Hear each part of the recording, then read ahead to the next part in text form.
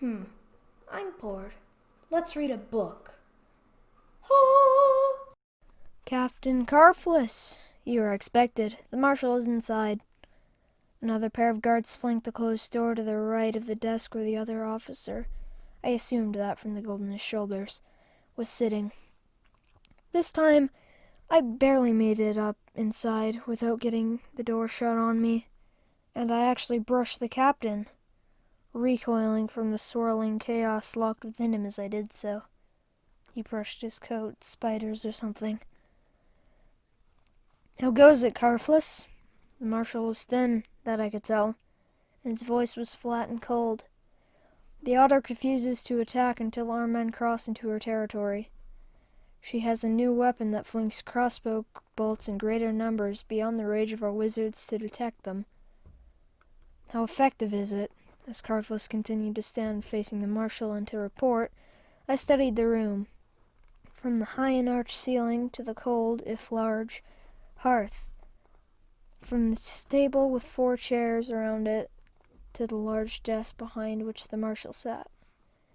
Not much more effective than crossbows, really. Have you heard of her strike here? Carfless bowed from the waist. Sir? Devil-forged chairs, spells upon once loyal soldiers. Both men were filled with that tight and coiled loop of chaos. But in the captain's case, the order beneath, that core honest blackness, still refused to submit. And I gauged the strength of the chaos, then reached for that captain with my senses, making a change here and there. Nothing that would be obvious for a while. The marshal bore no trace of order, only a white-red coil. And a disorder of evil. Since I could not destroy, not if I understood the implications for myself, I just gave him some well-needed rest, and he fell asleep on his desk. Within instants, he was snoring. I would have liked to hear more, but what he said would have no difference. And attacking the palace in my own way, which would force Antonin and the prefect to look within the palace, rather than in Fanard, at least for a while. Carfless looked around in confusion. Hersel! Click. He fell asleep as I was talking. The 2 guards inside had crowded the room, their swords drawn on the captain, and the officer who had been outside followed, barely a step behind. Like the marshal, the 2 other guards were lost to the order, and I put them to sleep as well. While it was only temporary, a little confusion would not hurt. The other officer gaped as his guards sagged into sleep. Wizardry! There's a wizard around here called Talion. Putting him to sleep took longer because I was already tired. I sat down on the thick plush carpet, whose color I could not determine from my sense of place alone, and I thought, what was I doing wasn't going to work out. Out of the 5 men, 4 were beyond redemption. While I could still easily have removed the chaos from their souls, that chaos was so much of their being that they would have died, or been mindless idiots.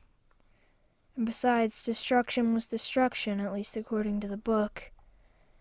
I shook my head. Carflin stood there, also shaking his head, confusion over his own mental state, warring with confusion over the collapse of the marshal and the 3 others. A thought occurred to me, and I let my feelings reach for the sleeping young officer, trying to see if I could determine the source of chaos. Only a hint, but it pointed, if pointing was the right word, to something else. That something I had sensed in entering the palace. I got up, as silently as I could, and walked over one guard's sleeping figure, and through the now open door and back to the outer office, leaving one still puzzled captain behind. Back down the marbled corridors, past 3 of 4 sets of guards until I could sense that deadly fountain of chaos, a tumbling stream of white. My hands were trembling, so I sat down in a corner, where anyone passing would not trip over me. wondering what in the heck I was doing wandering the corridors of the prefect's palace. After a time, with a silent sigh, I stood, feeling like a mouse in a house full of cats. Or dragons, assuming such a beast existed somewhere. Slow step by slow step, I neared the chaos pool. Except it was just a fountain in the courtyard, a simple fountain to the eyes. The courtyard was paved in granite, and the walls just simple stone. The fountain was a jet of warm water coming from a man-sized stone vase. The courtyard was not even guarded, but then again, it didn't need to be. Even for me, it was like walking against the ice storm on the plains of Sardis, of battling the heart of a thunderstorm, or worse. A fountain of warmed water. That seemed all, but the warmth came from deep below, fueled by some sort of chaos, and twisted by something beyond, like a mighty lock of something insubstantial. With my thoughts, I could trace the twisted patterns, but that did no good. Since they weren't patterns, they were chaos. Each time I tried to follow the line of a force, it seemed to dissolve. Then I remembered a passage from the book, the one about bringing order from chaos, about creating a mirror of order. The reflection of chaos as order would either order it or destroy it, if the mirror order were stronger than chaos. If not, I didn't want to think about the consequences. So I summoned up my own strength and began to create a sort of mirror around the fountain, a pattern turning them into a deeper harmony, substituting order for chaos. In equal shape and force, it was strangely like working out a pattern of a chest or a writing desk. My eyes blurred, though I could see nothing already. My legs trembled and I sat on the granite stones. My arms felt like water, and I let them drop. My head was throbbing and splitting, and I let it. But I shrugged, fighting to reflect that fearful pattern, realizing that I might well end in that white prison demonstrated by Justin if I did not succeed. My eyes twitched against closed lids. My breath panted as though I had run uphill for K's, and I let the mirror pattern against the fountain. Clunk. The blurriness was gone from the blackness before my unseeing eyes. My legs remained weak but did not tremble. My head ached but both patterns were gone. Only the splash of water remained. Help, Talion.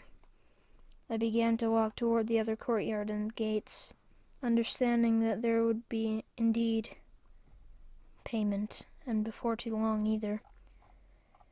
Wizardry! Talion says to check around the fountain. 2 guards ran past me toward the fountain courtyard I had left, one of them nearly hitting me as I dodged against the wall. In all the rushing, I just waited until the gates opened, and then I walked to the market square area and reappeared out of the shadows. Not that anyone was watching. With the half-dozen horsemen speeding from the palace, I did not quite run to Destrin's, belatedly realizing what could well happen, but I did burst in the door. Bostrick! What? One look at me and his face was probably as pale as mine felt. How fast can you and Deirdre get to Bread's? The most recent journeyman in Fenard gulped. Never mind. Just get Deirdre down here. All heck is about to break loose. But do it. I gathered my staff and pack, the book, and a small strong box of Deirdre's dowry before hurrying out to stable and saddle Gerlach. He didn't even whinny. When I got back into the shop, Bostrick and Deirdre each carried a small sack. Deirdre looked at me. Papa, he won't leave. I dashed upstairs. Destron sat in his armchair. His eyes were clear. We need to leave, Destron. No, he shook his head. You're right, Laris Wizard. Or whatever you are. But I'm not strong enough to keep up with you young people.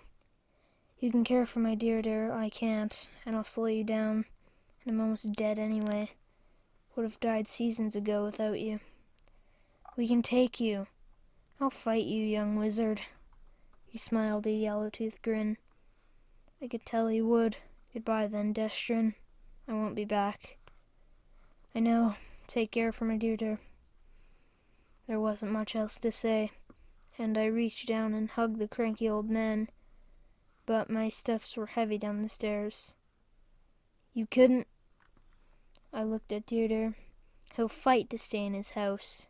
Trying to take him would kill him.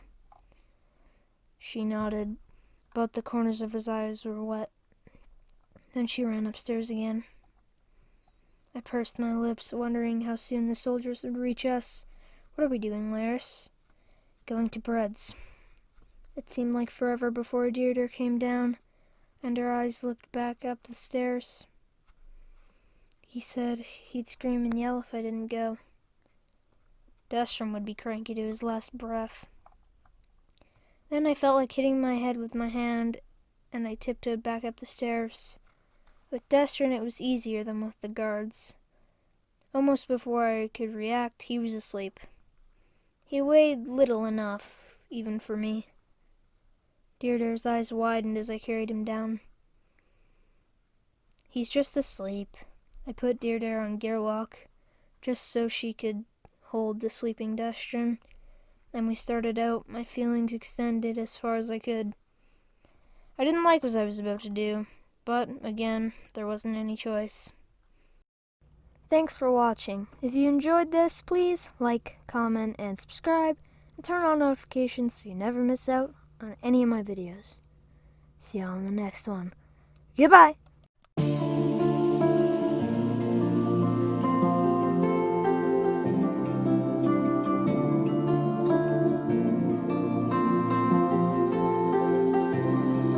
I was